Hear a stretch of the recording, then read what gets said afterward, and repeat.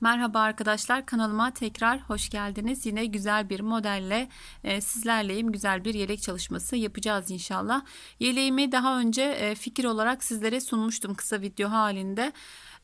Aslında hani farklı bir model yapmaya çalışırken bu model ortaya çıkmıştı. Orijinal halimi bu haliyle mi sizlerle paylaşayım diye anket de oluşturmuştum. %60'ın üzerinde bir oranla bunun anlatımını istediniz arkadaşlar. Diğer de orijinal halinde göstereyim yine görmeyenler için aslında bu modeli oluşturmaya çalışıyordum. Şöyle görebilirsiniz. Daha böyle lale gibi, daha çiçek gibi açılımları olan bir model. Bunu yapmaya çalışırken böyle bir model çıktı ortaya. Şöyle bakıldığında hani şöyle yine aynı gibi dursa da küçük bir teknikle bu görüntüyü alıyor modelimiz. Dediğim gibi buna çok istek gelmedi ama benim bana sorarsanız bunu anlatmak istiyordum. Yani sayıları aynı bu şekilde yeleğe uygulamak istemiştim ama sizler bu şekilde istediğiniz için bu şekilde anlatım yapacağım. Ama sayıları aynı, sadece bir sıra değiştirdiğinizde yine bu modeli uygulayabilirsiniz. Onun için kimsenin de gönlü kalmaz arkadaşlar. Bunun anlatımını diğer kanalımda yapmıştım. Videonun altına linki bırakacağım. Eğer bu modelden yapmak istiyorsanız da robayı birlikte yaparız. Yine alt kuruluma geçtiğinizde bu modeli sizler de rahatlıkla uygulayabilirsiniz. Zaten dediğim gibi bir sırası farklı. Küçük bir teknik var. İlmek değiştirme tekniği. Diğer 3 sırası aynı.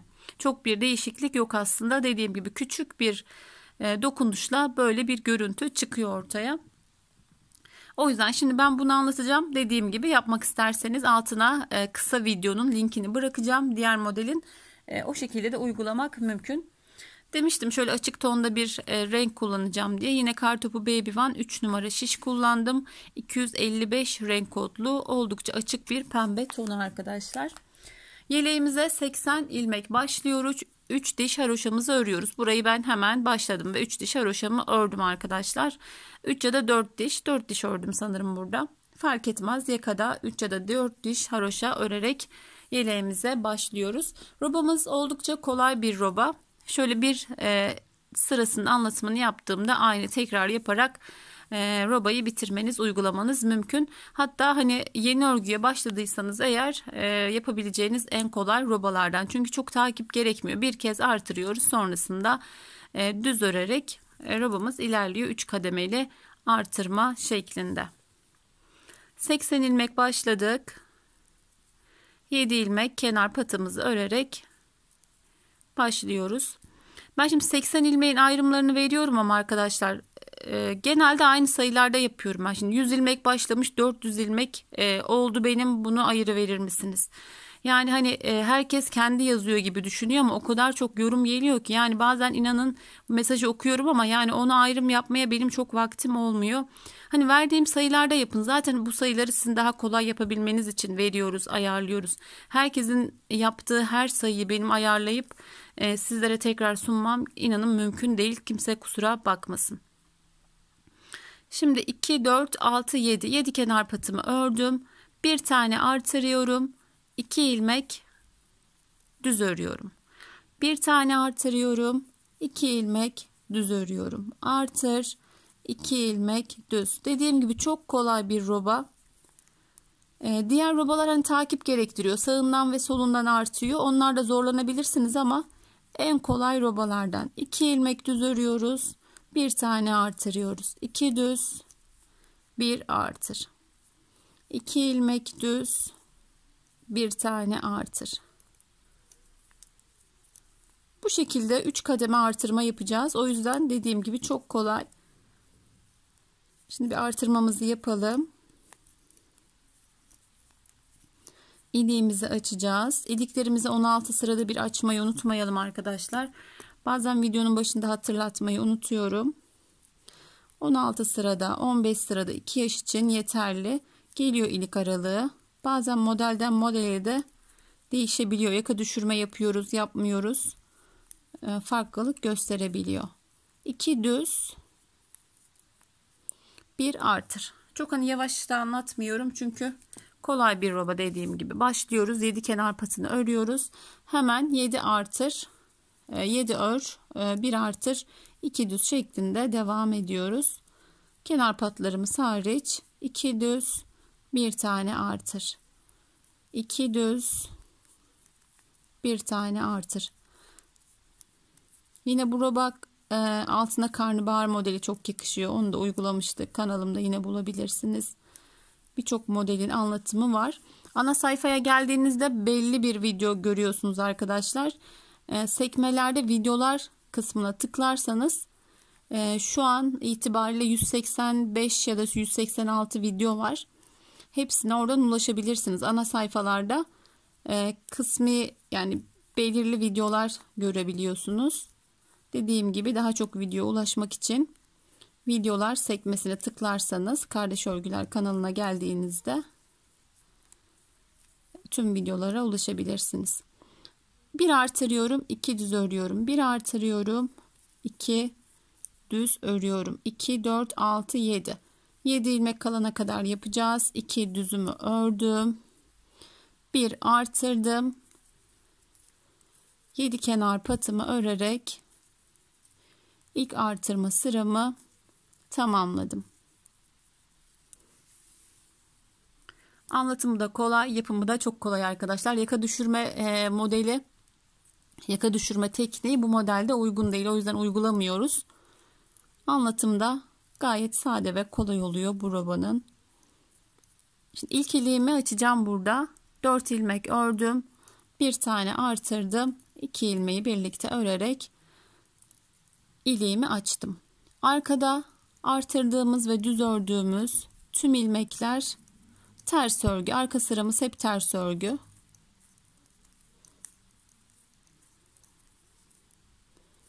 Arka sıramızı ters örerek ilerliyoruz.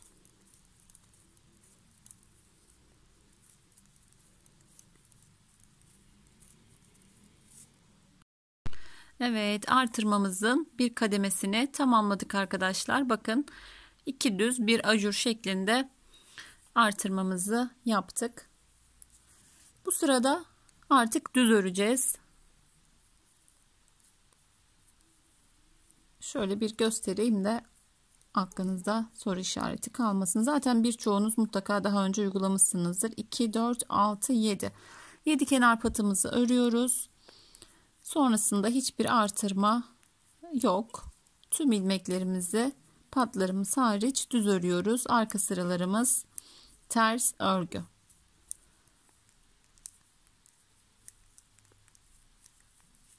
Evet, bu şekilde örmeye devam ediyoruz arkadaşlar. Bakın 2, 4 sıra bizim yakamızın haroşasıydı. Artırdığımız sırayla birlikte şu an ikinci sırayı yapıyoruz. 5 sıra olduğunda 3 sıra haroşa örüp tekrar aynı işlemi uyguluyoruz. Şöyle robamın üzerinde de göstereyim. Hani çok fazla anlatılacak bir şey olmadığı için uzun uzadıya robayı anlatmayacağım. Şöyle iliğimi açtığımda daha rahat da görebilirsiniz.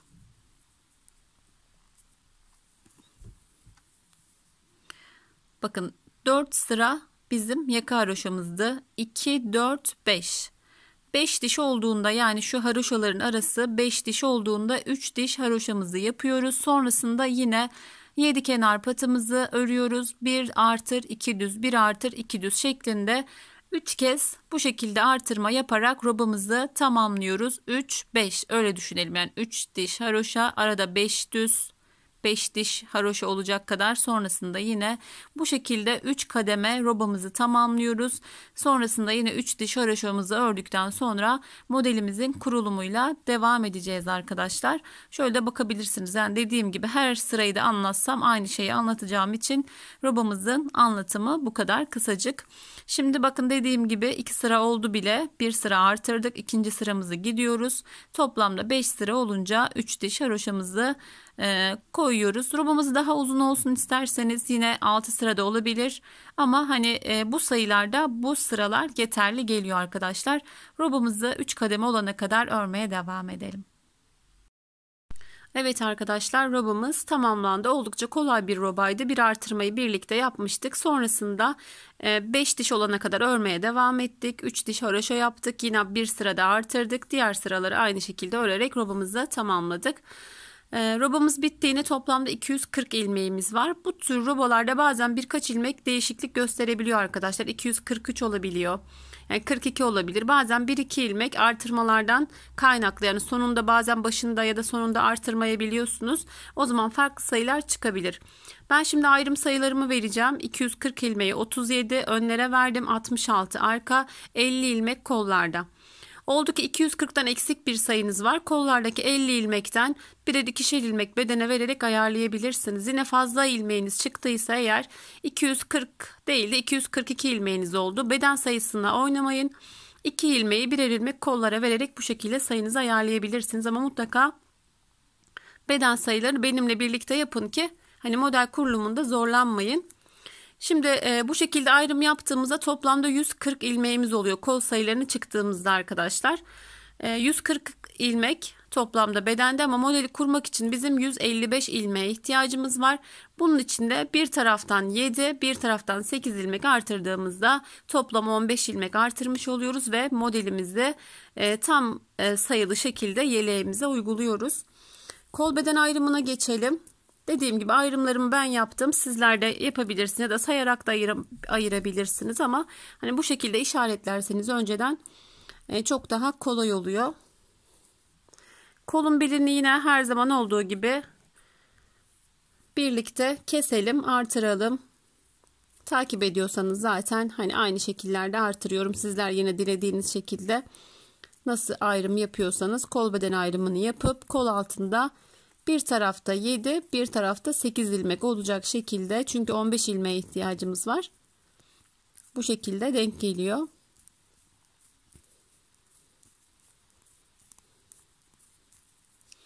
Şimdi örmeye devam edelim arkadaşlar. 37 ilmeği örüyoruz. Sonrasında 50 ilmek daha örerek şöyle işaretleyicimde pembe işaretleyecek kadar örmeye devam ediyorum.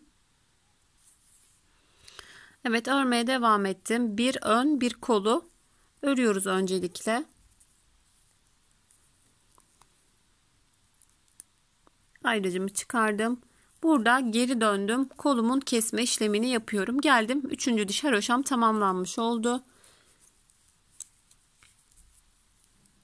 Klasik kesme yöntemiyle yine burada kız bebek yeleği örüyorsanız eğer tırtıklı kesme tekniğini kullanabilirsiniz. Kardeş örgüler tırtıklı kesme tekniği yazarsanız farklı kesme teknikleri var o videomda. Böyle kollara da yakışıyor tırtıklı kesme tekniği. O şekilde uygulamak mümkün. Yine yakalarda da kullanabiliriz bu teknikleri. Ben hani anlatım yaparken daha sade anlatmayı tercih ediyorum. Çünkü hepsi ayrı bir anlatım gerektiriyor. Çok fazla kafa karıştırmaya gerek yok. Siz dilerseniz o videolardan yararlanarak farklı yakalar ve kol kesimleri yapabilirsiniz. Kol kesimi yaparken bakın çok gergin olmayacak, çok da bol bırakmıyoruz. Böyle esnek şekilde kol kesimini yaparsak daha düzgün olur. Kol daralmamış olur.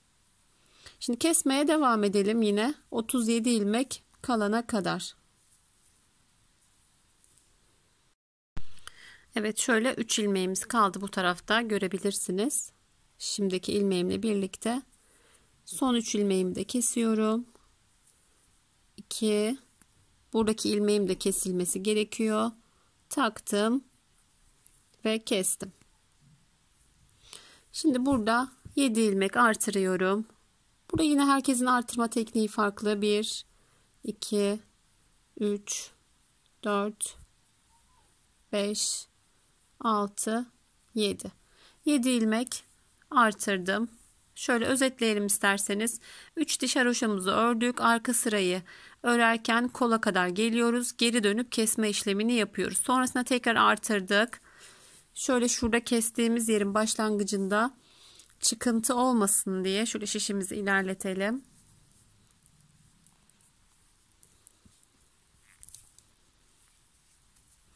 Şurada arkadaşlar ilk kestiğimiz ilmeği şöyle 2 kat olarak takıyoruz. Üçünü birlikte ördürüyoruz ve kol altı hem daha düzgün oluyor hem de burada çıkıntı olmuyor.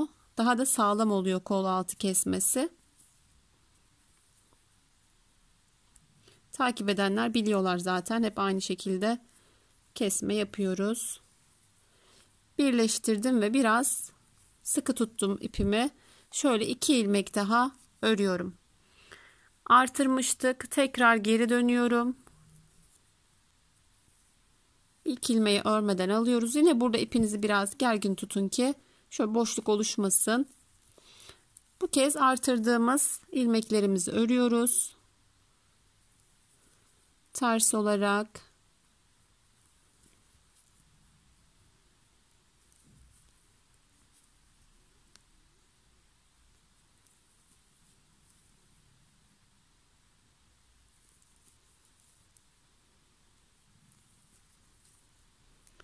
Evet, 7 ilmek artırmıştık. Devam ediyoruz örmeye. Son ilmeğimi de ördüm. Burada yine bakın artırdığımız için ilmek uzaması oluyor. Şöyle doluyorum üzerine. Yine 2 ilmekmiş gibi alıyorum ve burası da düzgün bir birleştirme işlemi oluyor arkadaşlar. Bu şekilde almadığımızda oradaki bir ilmek çok fazla uzuyor. Bu da hoş görünmüyor. Şimdi kesme ve artırma işlemini tamamladık. Artık örmeye devam ediyoruz. Arka sıradan ilerliyoruz. Bir kolu birlikte kestik. Diğer kolu aynı şekilde ben keseceğim. Videomu burada ilerleteceğim biraz. Aynı şekilde olduğu için yani uzun uzun anlatmaya gerek yok. Aynı teknikle diğer kolumuzu da keseceğiz. Şimdi yine tarif edeceğim. Evet, artırmamızı tamamladık. Şöyle bir bakalım yine de kolumuza. Kestik bakın. Artırdık. Birleştirmemizi yaptık. Şöyle 2 sırada artırdığımız yerde ördük. Şimdi yine arka bölümü örüyoruz. Sonrasında yine kolu örüp geri dönüp burada kesme işlemini yapıyoruz. Artırıyoruz, birleştiriyoruz. Artırdığımız ilmekleri örüp sonrasında satır başına kadar geliyoruz ve devamında birlikte modeli kuracağız arkadaşlar. Şimdi diğer kolumuzu da keselim ve devam edelim. Evet, her iki kol kesimini de tamamladık arkadaşlar. Bu aşamada sayınızı kontrol etmenizde fayda var. 155 ilmeğimiz olması gerekiyor. Bazen yine dediğim gibi hani ayraç takmadıysanız eğer keserken eksik ya da fazla sayı çıkması olası. O zaman gizli artırma yaparsınız. Yani eksik sayınız varsa 2 eksik sayınız var kabul edelim. Şöyle kol altlarına yakın bir yerlerde eşit şekilde artırma yaparsınız. Oldu ki fazla ilmeğiniz çıktı. Yine bunu böyle ilk sıralarda keserek 155 ilmeğe ayarlayabilir. Rahatlıkla modeli kurabilirsiniz. Geçelim şimdi modelin anlatımına. 4 sıradan oluşan bir model. Oldukça keyifli ve kolay bir model. Yine söyleyeyim. Şöyle 7 kenar patımızı örerek öncelikle başlıyoruz. 2, 4, 6, 7. Bu aşamada 9 ilmek düz, 3 ilmek haroşa yani ya da 3 ilmek ters olarak yaparsanız arkadaşlar çok daha kolay oluyor. Onu da söyleyeyim. Haroşayı sadece düz ya da ters örerek uygulayabiliriz. Ama böyle modelli, yani desenli örgülerde ters yapmamızı tavsiye ederim. Çünkü önden modeli kuruyoruz. Arkadan tüm ilmeklerimizi ters örüyoruz. Yani şu ilmeği arkadan takip etmeye gerek olmuyor. Eğer düz örüyorsanız hem önde işlem yapmış oluyorsunuz hem arkada, yani şuraları ters buraları düz. Şu 9 ilmeği ters burayı düz yapmak çok daha zor. Benim gibi ters örerseniz eğer özellikle modellerde önden modeli takip edersiniz. Arka sırayı tamamen ters örerek yapabilirsiniz. Ben şimdi kendim öyle yaptığım için hani 9 düz 3 ters şeklinde kuruyorum. 3 ilmeği haroşa olarak düşünebilirsiniz. 2 3 4 5 6 7 8 9. Tekrar bir kontrol yapacağım. 2 4 6 8 9. Hatta şunu da söyleyeyim. Böyle birkaç model çalışmıştım. Aradaki ilmekleri ters diye. Arkada bunu düz örmüşsünüz. Burası ters örgü olmuş. Yani haroşa değil de ters olmuş. Böyle ters yaptığınız zaman lastik gibi örnek toplar arkadaşlar. O şekilde yapmayın. Yani haroşanızı ters de düz örüyor olabilirsiniz. Burayı haroşa örgü olarak kabul edelim. Tekrar söyleyeyim. 3 ilmek ters. 9 ilmek düz. 2 3 4 5 6 7 8 9. 3 ters. Devam edeceğiz bu şekilde. İlk sırayı yine birlikte kuralım. 1 2, 3, 4, 5, 6, 7, 8, 9. 3 ilmek ters. 1, 2,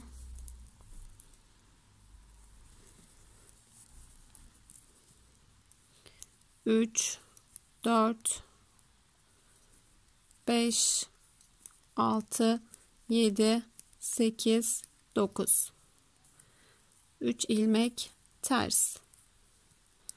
9 ilmek düz örüyoruz. 1, 2, 3, 4, 5, 6, 7, 2, 4, 6, 8, 9. Şöyle birkaç model örmeye ben devam ediyorum.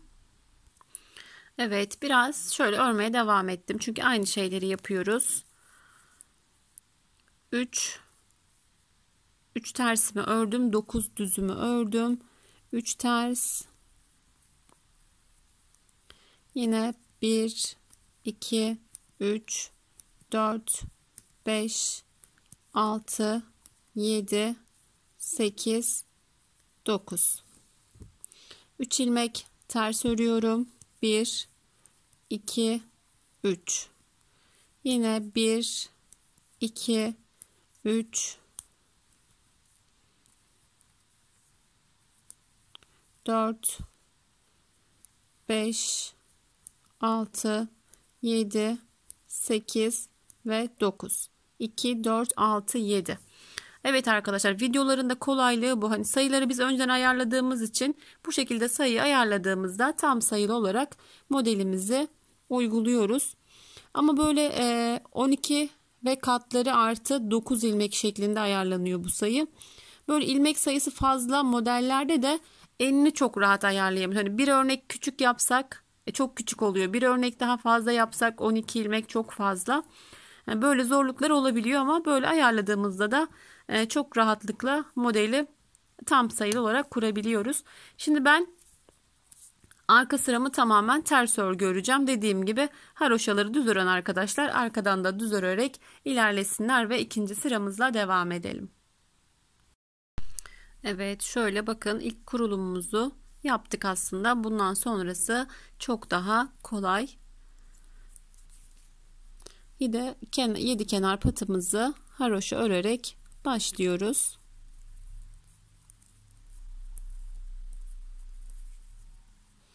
Evet, 7 kenar patımı ördüm. 2 ilmek düz, 1 ilmek sağa doğru kesiyoruz. Bir tane artırdım. 1 ilmek düz, tekrar bir tane artırdım. İlmeğimi çevirdim ve sola doğru kestim. Sonrasında yine 2 ilmek düz. 7 kenar patımı ördüm. 2 düz, sağa doğru bir tane kestim. Artırdım, 1 düz, artırdım, sola doğru kestim ve 2 düz. 3 ilmeğimi ters örüyorum. Yine 1, 2 ilmek düz, bir tane sağa doğru kesiyoruz. Bir artır, 1 ilmek düz, bir tane artır, ilmeğimi çeviriyorum ve sola doğru kesiyorum. 2 ilmek düz. Tekrar 3 ilmek haroşamı örüyorum. 1, 2 ilmek düz, sağa doğru bu şekilde bir kesim, bir tane artırdım, bir düz, bir artır, yine ilmeğimi çevirdim ve sola doğru kestim. Sonrasında 2 ilmek düz. Arada haroşalarımı örüyorum. 3 ilmek. Tekrar 2 düz, 1 ilmek sağa doğru kestik. Bir dola, bir düz, bir dola. İlmeğimi çeviriyorum. sola doğru kestim. 2 ilmek düz. Oldukça kolay ve keyifli bir model arkadaşlar. Şöyle birkaç örnek daha yapalım. Çünkü birbirinden bağımsız olarak düşünebiliriz. Aynı şekilde ilerliyoruz. Yani kaç tane modelimiz var? 3, 6, 6 da arka tarafta olsa 12 tane modeli, 13 de olabilir. Tam ortaya bir tane de denk gelebilir. Yani aynı şekilde ilerlediğimiz için sıra sonuna kadar anlatmaya gerek yok. 3 haroşamı ördüm. 2 ilmek düz. Sağa doğru kesiyorum. Bir tane artırıyorum. Bir düz. Bir artır. Sağa doğru kestim. Sola doğru kestim. 2 ilmek düz. Son kez yapalım birlikte. 3 ilmeğimi örüyorum.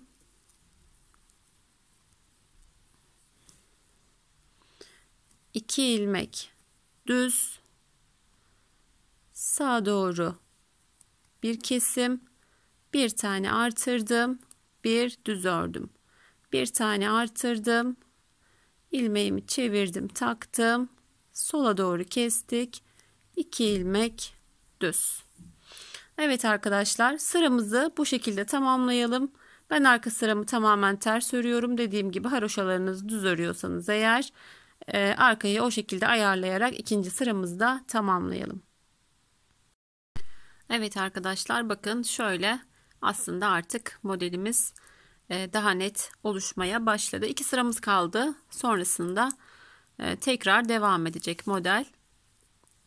Yine başlayalım 7 kenar patımızı örerek. Şöyle görüntümü daha netleştireyim. Pembeden daha hoş, daha zarif bir görüntü çıkacak diye tahmin ediyorum arkadaşlar. Videonun başında da söylemiştim. Renk hiç sevmedim. Yani içime sinmeyen bir renk. Başlamıştım ama ben videoyu çekerken yelek satıldı, öyle söyleyeyim. Videoyu tamamladığımda göndereceğim. Şimdi 2 ilmek örmüştük, kesmiştik. Zaten belli, bakın keseceğimiz 3 ilmek var. 1 ilmek örüyoruz. Yine sağa doğru ikisini birlikte alarak kesiyoruz. Artırdık. Bu kez 3 ilmek düz örüyoruz. 1, 2, 3. Tekrar artırdım. İlmeğimi çevirdim. Sola doğru kestim. Burada da 1 ilmek. Aradaki haroşalarımız sabit. 3 ilmek olarak örülüyor her zaman. Yine geldik modelimizin kurulumuna. 1 ilmek düz. Bakın. Az çok dediğim gibi hani modeli yapmaya başladıkça modeller, ilmekler elinizi geliştirdikçe kendini hep belli ediyor arkadaşlar. 1 ilmek ördük, ikisini birlikte sağa doğru kestik. 1, 2, 3 ilmek düz. Yine artırdık. Sola doğru yaptığımız kesimde ilmeğimizi çeviriyoruz. Kestik. 1 ilmek düz. 3 ilmek haroşamı örüyorum. Sonrasında yine 1 ilmek düz, ikisini birlikte örüyoruz sağa doğru. 1 artır, 1, 2, 3 ilmek düz. Artırdım, ilmeğimi çevirdim ve kestim. Sonrasında 1 ilmek düz. 3 ilmek ters örüyorum. Yine bir düz, sağa doğru kesiyoruz. Bir tane artırıyoruz. 1, 2, 3 ilmek düz. Artır. Çeviriyoruz. Ve 1 ilmek düz örüyoruz. Son kez yapalım yine birlikte. Hep aynı zaten. 3 ilmek ters örüyoruz. Bir düz. Şöyle örneği de görelim. Bir düz ördük. Sağa doğru kestim.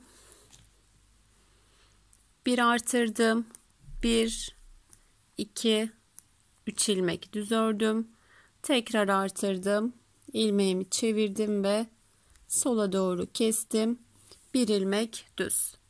Evet, modelimizin 3. sırası da bu şekilde ilerliyor arkadaşlar. Sıramızı tamamlayalım. Son sıramızla devam edelim. Evet, 3 sıramızı geride bıraktık. Son sıramızla devam edelim.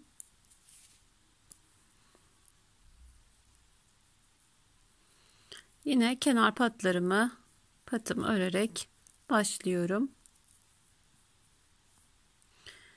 1-2 ilmeğimiz kaldı burada zaten. 2 ilmeği direkt keserek modelimize başlıyoruz. Kestik sağa doğru, arada 5 ilmeğimizi düz olarak örüyoruz. Artırdık. Burada düz 2 ilmeğimiz kaldı. Çevirdik ve keserek tamamladık. 3 ilmek haroşamızı örüyoruz. Yine bakın şöyle, aslında bakıldığında az çok belli oluyor artık. 2 ilmeğimizi kesiyoruz ve modelimiz tamamlanıyor. Aradaki ilmeklerimiz düz örgü. Yine artırdım, ilmeğimi çevirdim ve kestim. 3 ilmeğimi haroşa örgü olarak örüyorum. Devam edelim. Şöyle şişimi ilerleteyim. 3 haroşamı ördüm. Hemen keserek modele başlıyoruz. Artırdım. Şöyle görüntümüz az daha yaklaşsın. 1, 2, 3, 4, 5. Artırdım. İlmeğimi çevirdim ve kestim. Arada 3 ilmeğimi haroşa örgü olarak örüyorum. Yine kesiyoruz. Bir tane artırıyoruz. 1, 2, 3, 4, 5. Artırdım. İlmeğimi çevirdim ve kestim. 3 ilmeğim haroşa, son kez gösteriyorum arkadaşlar.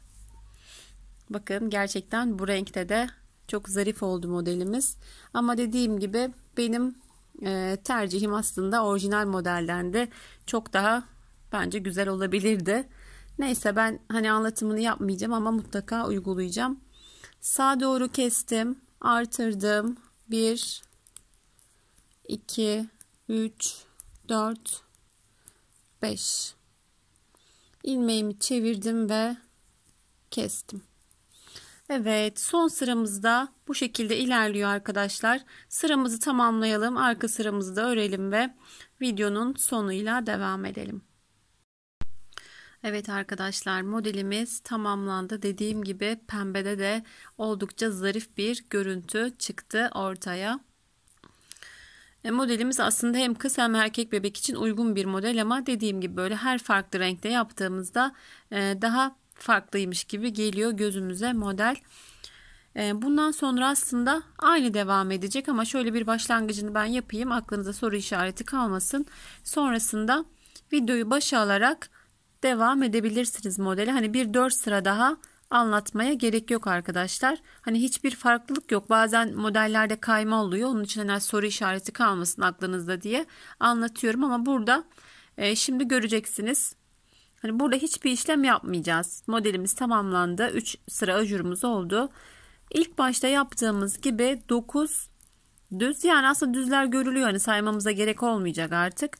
9 düz. Aradaki haroşalarımızı haroşa olarak yeni bir modele başlayacağız. Bu şekilde. Sonrasında yine hani dediğim gibi başa alarak 2 ilmek öreceğiz, keseceğiz. 1 artır, 1 düz, 1 artır, kes, 2 düz şeklinde başlayarak aynı tamamlayacağız. Modeller şöyle görebilirsiniz. Hani birbirinin üzerine devam eden, aynı şekilde ilerleyen oldukça kolay ve keyifli bir model arkadaşlar. Dediğim gibi diğerini hani çok içimde kaldı aslında, dediğim gibi yapmak istediğim bir modelde. İlerleyen zamanlarda boş bir vaktimde onu da deneyeceğim. Sizler de dediğim gibi altına ekleyeceğim linkten direkt o modeli de yeleğinize uygulayabilirsiniz. Çünkü sayıları tamamen aynı arkadaşlar. Sadece ilk sırada küçük bir değişiklikle o modeli kurmanız da mümkün. Evet, çok istediniz. Umarım hani izlenmeleri de bu şekilde olur. Videolarımı izlerken arkadaşlarınızla paylaşırsanız arkadaşlar izlenme sayısını artırmış olursunuz ve bana da destek vermiş olursunuz. Evet, elimden geldiğince modeli sizlere anlatmaya çalıştım. Sizler de yine farklı robalarla, farklı renklerle yaptığınızda bizimle paylaşırsanız seviniriz. Yapacak olan herkese şimdiden kolay gelsin. Yeni bir model, yeni bir videoda görüşmek üzere. Allah'a emanet olun. Hoşça kalın.